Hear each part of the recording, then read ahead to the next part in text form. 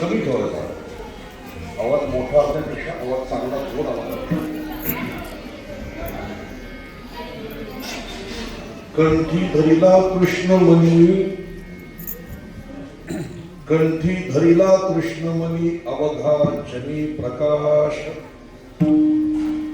कालावाटू एकमेका वैष्णवनिका संभ्रम. वाकुलिया ब्रह्मादिका उत्तम लोका दाखवू. कालावाटू एकमेका वैष्णवनिका संभ्रम. तुका म्हणे भूमंडळी, तुका म्हणे भूमंडळी आम्ही पडी गिरगाढे. कालावाटू एकमेका वैष्णवनिका संभ्रम.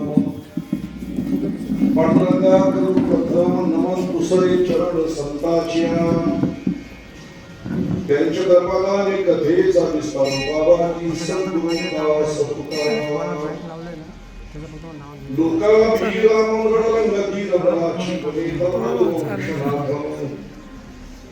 कारुण्यरूपं करुणाकरंतं श्रीरामचंद्रं शरणं मनोजवमरुतवेगं चित्तेन्द्रियं बुद्धिमतां वरिष्ठं वातात्मजपमानदयूथमुखं श्रीरामदूतं शरणं प्रपद्ये. मंगल भवन अमंगलहारी द्रौपदी सुदर्शन ताजन बिहारी. सिया राममय सब जन जानी करहु प्रणाम. जोडी जुग पाणी तयांची केलिया स्मरण. होय सकल विद्यांच्या अधिकरण. देशिवंतु श्री चरण श्री गुरु चैतन्य नमस्कार. नागेंद्र हराय त्रिलोचनाय भस्मांगरागाय महेश्वराय. नित्याय शुद्धाय दिगंबराय तस्मै नकाराय नमः शिवाय. देवादि देवा जगमय शिवा.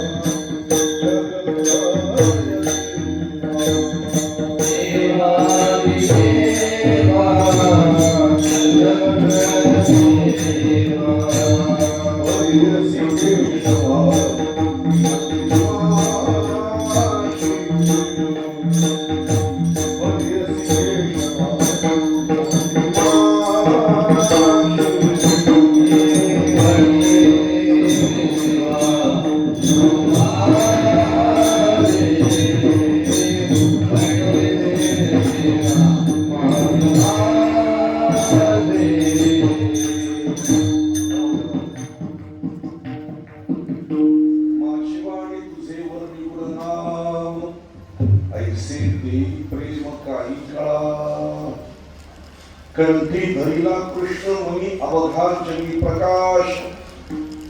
काला वाटू एकमेका वैष्णवनिका संभ्रम. आजच्या या प्राप्त प्रसंगी कीर्तनकृती सेवेकरता निवडलेला अभंग या पवित्र महाराष्ट्रातील पवित्र जलतीर्थ पुण्य पावन पुण्य सलीला अमृत वाहिनी इंद्रायणी मातेच्या तीरावर असलेलं श्री क्षेत्र देहू या देहू क्षेत्रातील महान संत जगद्गुरु तुकोबाराय यांचा हा 4 चरणांचा काल्याच्या प्रकरणातील अभंग आहे. कीर्तनातले काही मुद्दे लक्षात ठेवायचे. कीर्तनकारांनी अभंग कोणता घेतला होता हे लक्षात ठेवायचं. म्हणून सांगतो की अभंग तुकाराम महाराजांचा आहे. कोणत्या प्रकरणातील आहे तर काल्याच्या प्रकरणातील आहे. या अभंगाचा विषय काय आहे तर तुकाराम महाराज म्हणतात की आम्ही कंठामध्ये कृष्णमणी धारण केल्यामुळे आता या संपूर्ण जगामध्ये आम्हाला प्रकाश दिसू लागलेला आहे. हा त्यांचा अनुभव आहे. जगद्गुरु तुकाराम महाराजांचा परमार्थाचा अनुभव त्यांनी शब्दातून व्यक्त केलेला आहे. असा अतिशय सुंदर आणि गोड अभंग सेवेकरता निवडलेला आहे. थोडा माझा आवाज बसलेला आहे, आपण समजून घ्या अशी अपेक्षा आहे. कारण महाशिवरात्रीचे जवळजवळ 3 ते 4 कीर्तन असल्यामुळं आणि गेली कितीतरी दिवसापासून सतत सेवा असल्या कारणाने आवाज थोडा बसलेला आहे. आणि म्हणून आमची कीर्तनाची काट असते तर बाकी काही लागत नाही. स्पीकर चांगला होता असतो, अतिशय चांगला स्पीकर आहे. फक्त माझं कीर्तन असल्यानं माझा मॉनिटर जरा जवळ ठेवत मॉनिटर जवळ ठेवायचं. माझं मला कळलं पाहिजे मी काय बोलतो. या ठिकाणी गेली 26 वर्ष झाली सप्ताहाला आणि भगवान सोमेश्वराच्या या पालनामध्ये गेली 26 वर्ष हा कार्यक्रम सुरू आहे. या कार्यक्रमाचे अध्यक्ष आमचे सुरेशजी जाधव साहेब असतील, पार्टे महाराज असतील, त्यांचे सहकारी भोसले असतील, ही सगळी मंडळी त्याच्याबरोबर जोडलेली आहे. या सर्व मंडळींनी या परिसरामध्ये एक चांगल्या प्रकारचा उपक्रम सुरू केला आणि सर्व लोकांसाठी म्हणजे तुमच्या आमच्यासाठी एक प्रकारची पर्वणी सुरू झालेली आहे. महाशिवरात्रीच्या पवित्र अशा पर्व काळावर या सप्ताहाची सुरुवात आहे. मी महाशिवरात्रीला पर्वकाळ का म्हणतो? तुम्ही अनेक प्रकारचे उपवास करीत असाल, अनेक प्रकारचे व्रत करीत असाल, परंतु स्वतःच्याच मर्जीने स्वतःच्या इच्छेने केलेले व्रत असतात हे फलद्रूप होत नाही. भागवतामध्ये 5 पर्वकाळ सांगितलेले आहेत. 5 पर्वकाळ सांगितलेले आहेत. त्याच्यापैकी एक महाशिवरात्रीचा पर्वकाळ आहे. मग तुम्ही म्हणाल ते कोणते पर्वकाळ, कसे पर्वकाळ, त्यानंतर सांगा पूर्ण करत आहे तर ते 5 पर्वकाळ असे आहेत.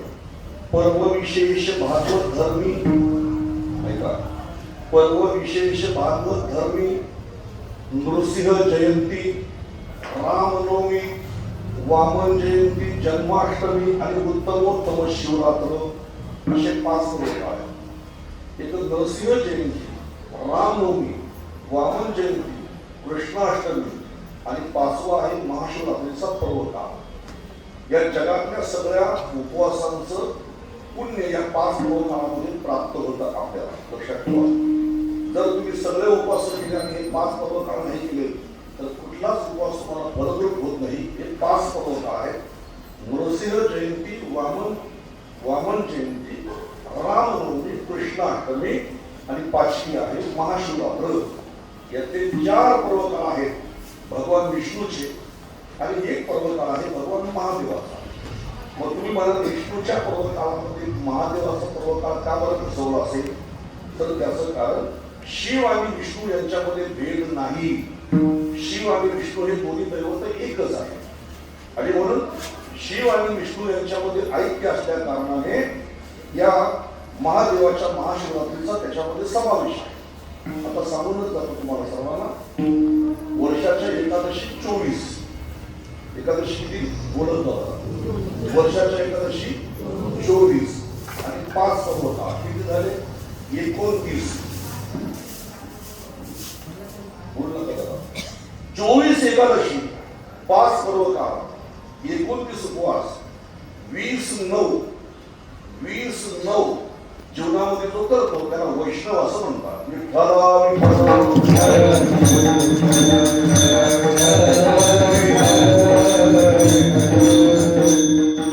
वर्षाला शिवरात्री किती येतात?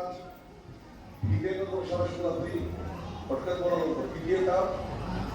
किती? 4. अशी या गोष्टींना आता सर्वांना माहीत पाहिजे. आपला प्रयत्न तोच आहे. आपले संस्कार, आपली संस्कृती, आपले देव, आपला धर्म, आपले कीर्तन, आपले ग्रंथ, आपले संत, आपले वेद, आपले पुराण, हे सगळं आपल्या लोकांना माहीत असलं पाहिजे. तुम्ही जर असे शांत बसलात बिना अभ्यास करताना तर छत्रपती शिवाजी महाराजांच्या पेक्षा टिपू सुद्धा लोकांना जवळच वाटणार आहे. म्हणून अभ्यास करायचा छान. एकंदरीत एका वर्षामध्ये 12 शिवरात्री येतात. कोणत्या दिवशी शिवरात्री येते तर कृष्ण पक्षाच्या चतुर्दशीला शिवरात्री असते. जसं तुम्ही एकादशीचं व्रत करता तसं तुम्ही करू शकता. काही लोक प्रदोष करतात, काही लोक चतुर्थी करतात. शिवरात्री करायची असेल तर एकादशी तुम्ही करू शकता. त्रयोदशीच्या दिवशी एकभुक्त राहायचं, म्हणजे एकदा भोजन घ्यायचं. चतुर्दशीच्या दिवशी पूर्ण दिवस उपवास करायचा आणि फराळ घ्यायचा आणि रात्री देवासमोर जागरण करायचं. मातीचं शिवलिंग स्थापन करा, नाही तर घरामध्ये शिवलिंग असेल धातूचं, एखाद्या पाषाणाचं, त्याची पूजा करा आणि दुसऱ्या दिवशी अमावस्येच्या दिवशी सकाळी त्याचं पारणं सोडा. अशा वर्षातून एकंदरीत 12 शिवरात्री येतात. पण ही माघ महिन्यातली जी महाशिवरात्री आहे हिला अत्यंत अनन्यसाधारण महत्व आहे. ही महाशिवरात्री आहे. या दिवशी शिव आणि शक्तीचं ऐक्य आहे. जी भगवंताची आल्हादनी शक्ती आहे बरं का, ही शिव आणि शक्ती त्यांची ही महाशिवरात्री. आता शिव म्हणजे काय? कीर्तन कार्याचं आहे, पण तरी तुम्हाला सांगून जातो. शिव म्हणजे खरं आपण आपलं स्वरूप आहे. भगवान शंकराला जाणायचं म्हणजे काय करायचं? आपल्याला आपलं स्वरूप जाणायचं आहे. आपण सगळे शिवच आहोत. आपण जर विचार केला ना तर आपण हे मी माणूस आहे, मी ब्राह्मण आहे, मी क्षत्रिय आहे, मी वैश्य आहे, मी शूद्र आहे, मी वाजपेयी महाराज आहे, मी अमुक आहे, तमुक आहे, हे सगळं आपण बोलतो ना. जोपर्यंत शिवाचा परिचय नाही तोपर्यंत आम्ही भाषा म्हणणार. पण ज्या दिवशी आम्हाला शिवाचा परिचय होईल त्या दिवशी आपल्या मुखातून भाषा येईल. चिदानंद रूप शिवोहम शिवोहम, मी शिव आहे अशी भाषा आमच्या मुखातून येईल. म्हणून या महादेवाच्या प्राणामध्ये महाशिवरात्रीच्या पर्वतावर हा कार्यक्रम 26 वर्ष झाली. आणि मला वाटते 26 वर्षापूर्वी 20 वर्ष तरी मीच कीर्तन केलं असेल. दररोज अनेक लोक विचारतात आमच्याकडे काला द्या, काला द्या, काला द्या. तर तुम्ही असं बांधून ठेवलेल्या प्रेमाच्या दोरीने कुणाला हो म्हणता येत नाही. म्हणून या ठिकाणी प्रतिवर्षाप्रमाणे हे कार्याचं कीर्तन माझ्याकडे आलेलं आहे. 3.5 दिवसाचा हा कार्यक्रम आहे. आणि या 3.5 दिवसाच्या कार्यक्रमामध्ये तुम्ही सगळ्यांनी अतिशय चांगलं श्रवण केलेलं आहे. माणसाच्या जीवनामध्ये परिवर्तन करण्यासाठी सगळ्यात महत्वाचं त्यांनी चांगलं ऐकलं पाहिजे. आपले कान आहेत ना, हे कान सुसंस्काराचे आणि कुसंस्काराचे द्वार आहे. जेव्हा आम्ही त्या कानाच्या द्वारे चुकीचं श्रवण करतो तेव्हा मन दूषित होतं.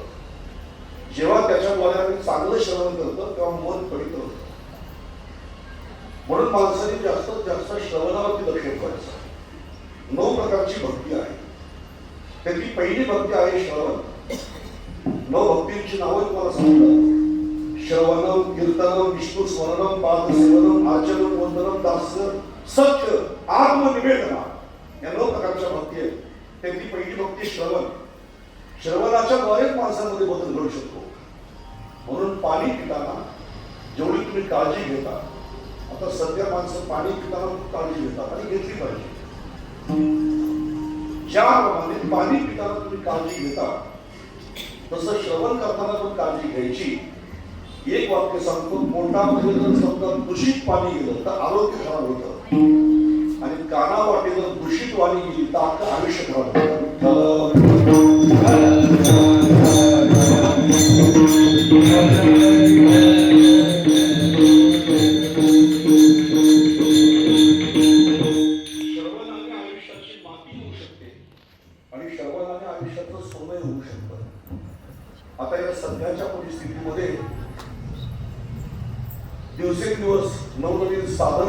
शोध लागत असल्यामुळे लोकांनी आता देवाकडे पाठ फिरवली. ते म्हणतात विज्ञान म्हणजेच देव, विज्ञान म्हणजे सर्वस्व. कालिकाची पोस्ट वाचली त्याला का लोकाय करत नाही.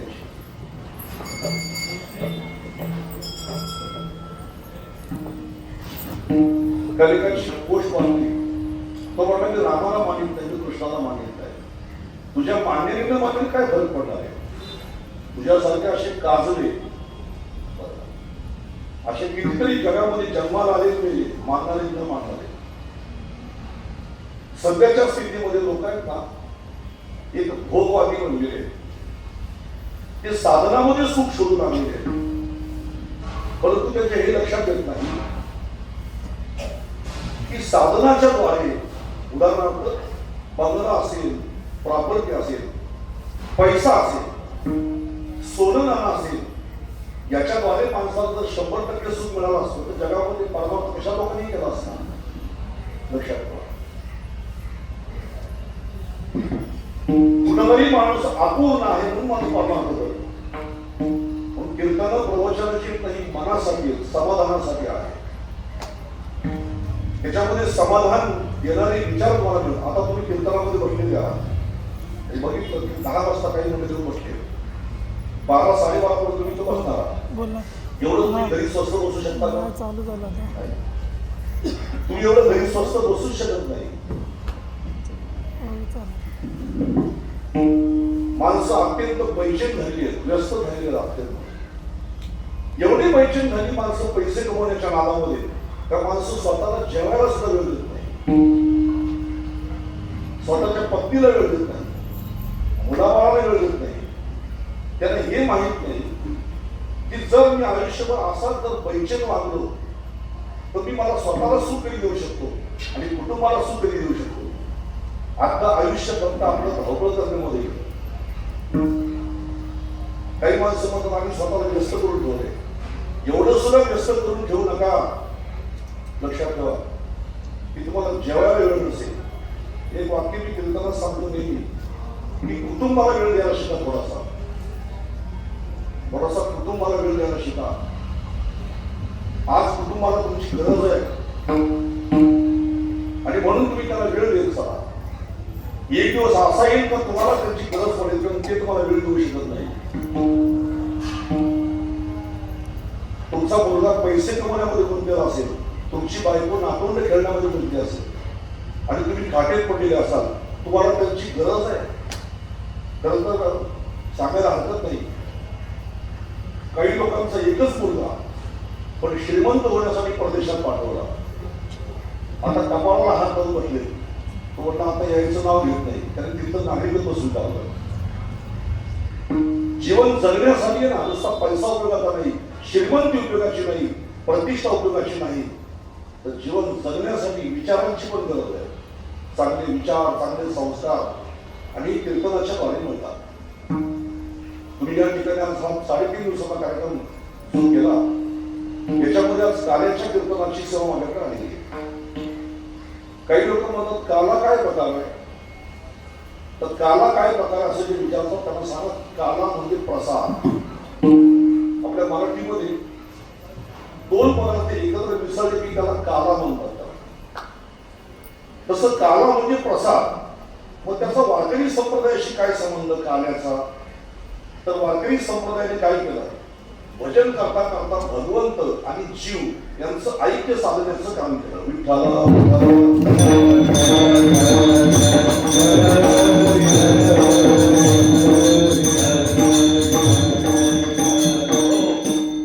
जीवाचं परमात्म्याशी ऐक्य साधण्याचं काम या वारकरी संप्रदायाच्या द्वारे केलं जातं. आपल्या जीवनाची कृतार्थता, कुठल्या पण गोष्टीचा एक हेतू असतो, उद्देश, आणि तो उद्देश आपल्याला कळला पाहिजे. कोणतंही कार्य करताना उद्देश कळला पाहिजे.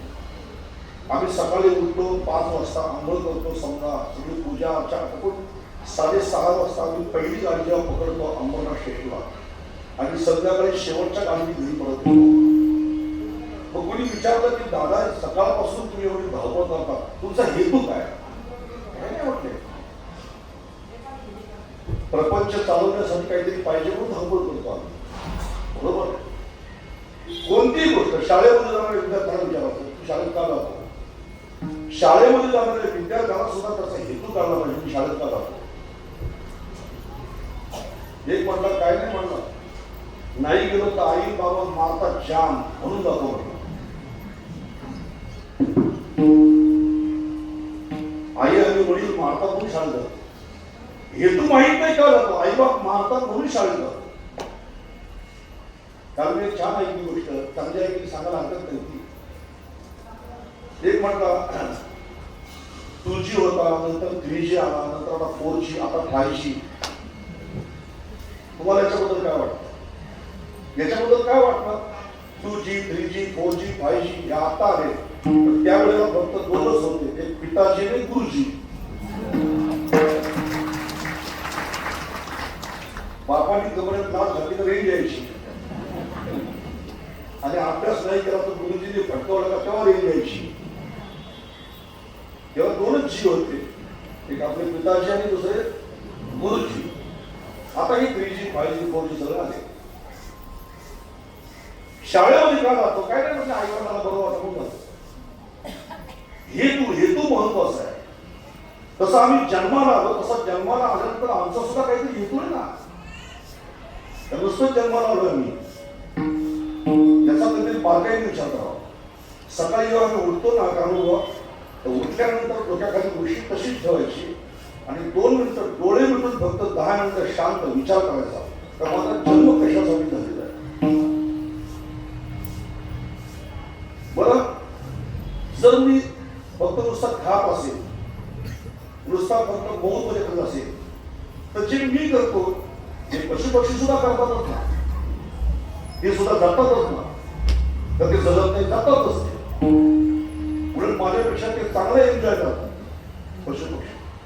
माझा जन्म फक्त केवळ आणि केवळ फक्त एन्जॉय करण्यासाठी आहे का, खाण्यासाठी आहे का, झोपण्यासाठी आहे का, भोग भोगण्यासाठी आहे का? नाही, काहीतरी हेतू आहे. आणि याचा विचार केल्यानंतर तुम्हाला मग उत्तर सापडेल.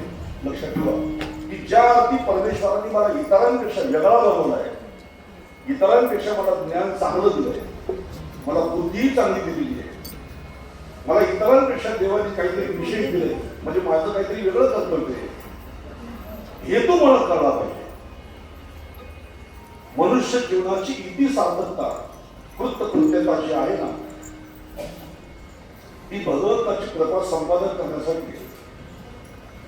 ज्या दिवशी आम्ही आमच्या जीवनामध्ये परमात्म्याचा अनुग्रह प्राप्त करू, त्या दिवशी आपल्या जीवनामध्ये तृप्तीचा भेकर आहे. आता निश्चिंतीने पावलो विसावा आणि कुंटलिया धावा कृष्णेच्या. याला म्हणायचं काळा. भगवंताची कृपा म्हणजे काळा, आणि भगवंताची कृपा होण्यासाठीच मानवी जीवनामध्ये प्रयत्न करा. एकाही संतांनी असं सांगितलं नाही का तुम्ही प्रपंच सोडा म्हणून. जे ज्ञानेश्वर महाराज प्रपंचाला शिवले नाही तेही सांगतात, आसोनी संसारी जिव्हे बेतुकारी, वेदशास्त्र उभारी मायासना, वेदशास्त्र उभारी मायासना, वेदशास्त्र उभारी मायासना.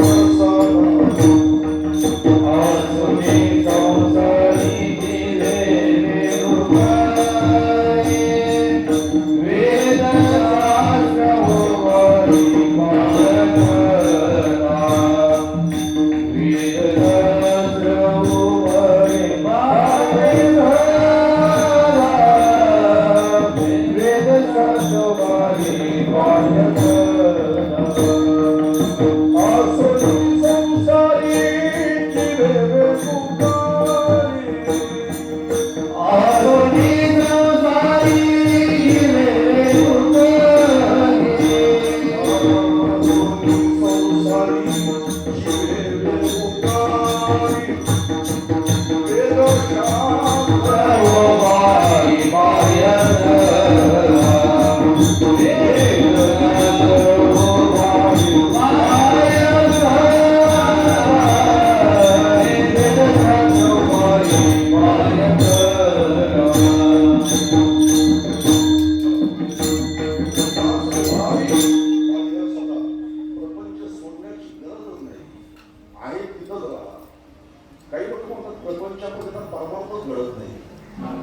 तुला फक्त बहाणा पाहिजे.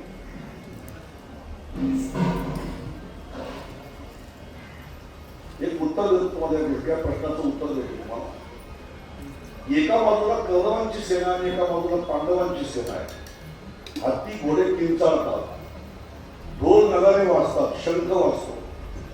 पण अशाही गडबडीमध्ये एका अर्जुनाने अशाही त्या युद्धाच्या भूमीमध्ये कुरुक्षेत्रामध्ये भगवद्गीता श्रवण केली. जर अर्जुन कुरुक्षेत्रामध्ये भगवद्गीता श्रवण करू शकतो तर माणसं म्हणतात आमच्या घरामध्ये परमार्थ घडत नाही. तुमची पळवाट आहे, ज्याला करायचंय ना तो कुठेही साध्य करतो. मनुष्याला सगळ्यात महत्वाचं आहे भगवंताची कृपा संपादन करणं. याच्यासाठी जीवन आहे. जनावर नाही करू शकत, जनावर नाही करू शकत, कारण देवाने त्याला ते ज्ञान दिले नाही, देवाने त्याला ती बुद्धी दिली नाही. फक्त माणूस नावाचा प्राणी आहे तो भगवंताचा अनुग्रह. आपलं काय झालंय, आपल्याला देवाकडून सामान पाहिजे, आम्हाला देव नको. लक्षात ठेवा, देवाकडून आम्हाला संसाराचं साहित्य पाहिजे, साधन पाहिजे, देव नको आम्हाला. देवाची कृपा संपादन करणं म्हणजे प्रसाद आहे. म्हणून ते अखंडित प्रसन्नता अतिशय चिंता जे तर रिगणे नाही समजता संसार दुःखा, असा काला आपल्या जीवनामध्ये कधीतरी व्हावा. म्हणून भगवंताची कृपा झाली का काही मिळवायचं शिल्लक राहत नाही.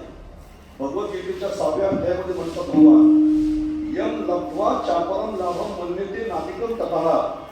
देवाची कृपा झाली की काही करायला मिळवण्याची गरज पडत नाही, मग तो तृप्त होतो. मग तो प्रपंचात राहतो, बायको पोरांच्यामध्ये राहतो, संसारामध्ये राहतो, जीवन जगतो, पण तो समाधानी दिसतो. सगळ्याचं देवाची कृपा झाली म्हणून. आणि म्हणून आपल्याला भजन करता करता दही काला खात खात आम्हाला भगवंताच्या कृपेपर्यंत पोहोचायचंय. याच्यासाठी एक जीवन आहे. नदी धावते, आता ही आपली उल्हास नदी आहे, धावते, एवढी धावते. का धावते तिला प्रश्न विचारला. ती म्हणते मला समुद्राला मिळायचं. समुद्राला मिळाली की तिची धावाधाव संपून जाते. तसं एकदा तर भगवंताची कृपा अनुग्रह झाला की त्याची धावाधाव संपते, काही शिल्लक राहत नाही म्हणतात. तुकाराम महाराज प्रपंचात होते पण समाधानी होते. माणसं म्हणतात माझा एवढा व्याप आहे, एवढा व्याप आहे. आणि किती व्याप असून असेल. एकनाथ महाराजांचा वाडा जेव्हा पेटला तर 6 महिने वाडा जळत होता. कधीतरी पैठणला जा, एकनाथ महाराजांना होऊन आता साधारणतः 450 वर्ष झाली. 450 वर्ष. आता 450 वर्षानंतर आता त्यांची जी मला वाटतं त्यांची 14वी पिढी चालू आहे. 14वी 15वी पिढी चालू आहे. 450 वर्षापूर्वी एकनाथ महाराज पैठणमध्ये, आता 14वी पिढी चालू आहे.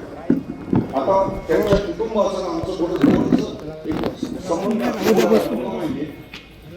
एक दिवशी मी त्याला गमतीने विचारलं, म्हटलं तुमची आता प्रॉपर्टी किती आहे. असं विचारल्यानंतर माझं डोकं चक्रावून गेलं. गुजरात पर्यंत, राजस्थान पर्यंत आणि महाराष्ट्रामध्ये कुठं त्यांची प्रॉपर्टी आहे. इथं तुम्हाला सांगतो, बापाच्या असतील एक एकर, 4 पोरं आली, 14 गेली, 10 मुली, त्यांना 2 पोरं झाली. त्यांच्या वाट्याला येते पुन्हा 5-5 गुंठे, पुन्हा त्यांच्या वाट्याला येते 1000 गुंठे, आणि मग काही शिल्लक राहत नाही. माणसं लोकांनी जमीन 450 वर्षानंतर सुद्धा अजून त्यांची 1000 एकर जमीन आहे.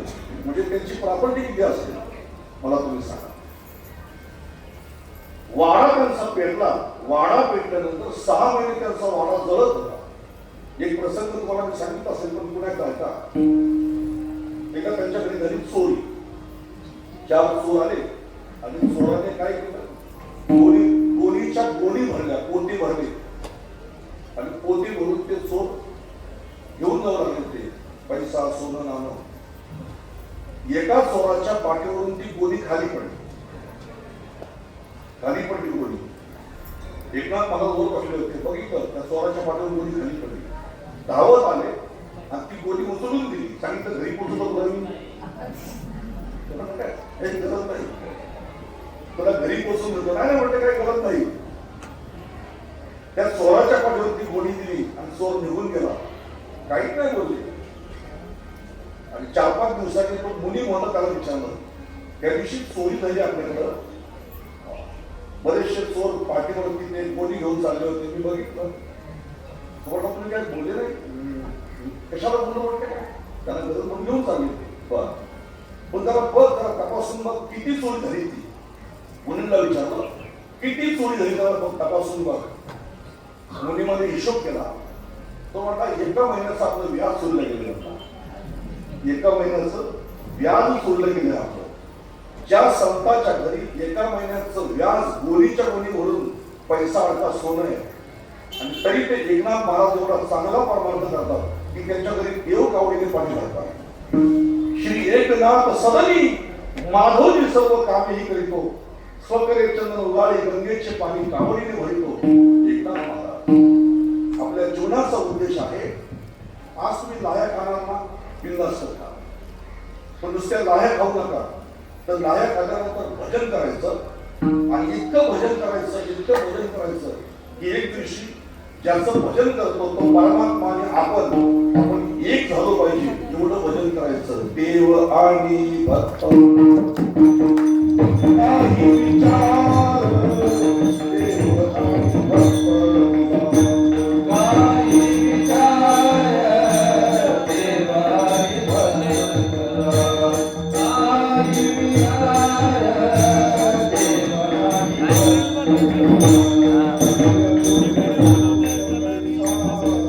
आणि भक्त